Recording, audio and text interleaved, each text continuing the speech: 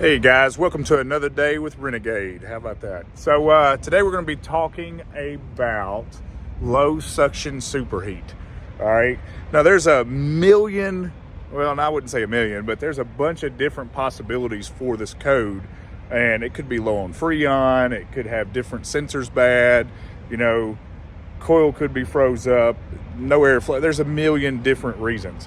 All right, but you got to determine which one it is before you can fix it. So what we're going to do is do a walkthrough and a determination on how to fix this thing. So I've already diagnosed it. I've already started tearing it apart, and I've verified that the repair is fixable. So we're going to go through what I found. Well, first, found it was low on Freon. So I put Freon in it. Also had a fuel leak, as you can see right here. Here's my fuel leak, guys. As you can see, it's just filthy with stuff. We had shit going in the ground. But that was just a bleed valve. It was also low on Freon. We checked that by our sight glass up in our receiver up here. So I filled it up and then I ran the unit and it coded. So pay attention to the degree it's at right now. It's at 10 degrees. It's set at -10.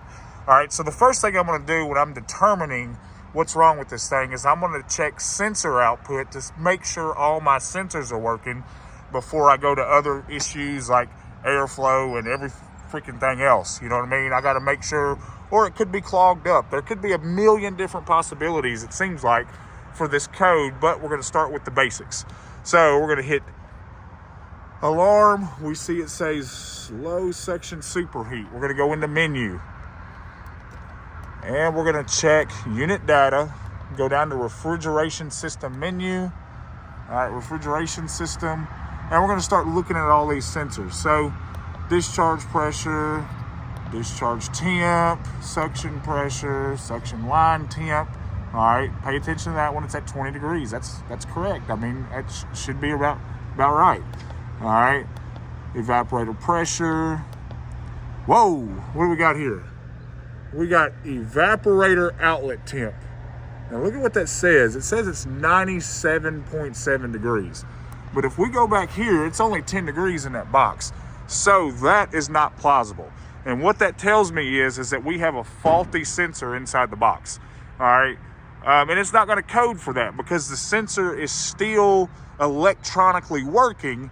It's just reading some unknown temperature that doesn't make any sense. So with that unknown temperature, it's going to throw the whole system off and think it's hot when it's cold, vice versa, and it's going to throw this alarm.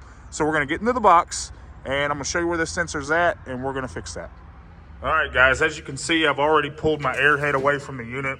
I'm going to squeeze in here. I don't like taking this thing all the way off because it's a pain in the ass to put back on. So with this sensor, if we look in here on the evaporator line, all right, the main hard line, there's a little sensor that goes inside that sleeve. All right, and it's tucked in there. It's got a zip tie on it. You're going to have to cut the zip tie and then just unplug it. It's right here. Now, there are a couple temp sensors in this thing, as you see everywhere. All right, for different flow, there's some up top and all of that nature, but we're not going to be messing with those. We're just looking at this sensor because that's the one that said it was 90 degrees inside here. And as you can see, there's frost everywhere, so that's not plausible. Let's cut this zip tie and get this sensor out of here. All right, guys, I went ahead and pulled that sensor out, and I got the new one put in. We're going to go ahead and plug it up. All right, and then I'm going to go ahead and button this wall up. But, if you're making a repair to this, you want to verify that first, so don't button up the wall up. Go ahead and cut it back on and check all your sensor data and run the unit before you put everything back together, or there could be another issue and you got to get back in here and you're doing double work. But we got that plugged in. I've got the sensor pushed in, threw another zip tie on it. I'm going to secure the wall, and we're going to check this thing out again. All right, guys, we got that all buttoned up back there. And as you see, I never shut the unit down. I just left it in alarm mode while it was already shut down. As you see, our low suction superheat code still exists, but we're going to go back in here into our unit data, refrigeration system. All right, we're going to go down here and check that sensor again. Dang, it's at 8 degrees now. All right, so with that new sensor in there, that's reading correctly, and everything else looks good. So we're going to get out of this. We're going to go ahead and clear our code. All right, get back out of there. And I'm going to run this unit and put it in pre-trip mode.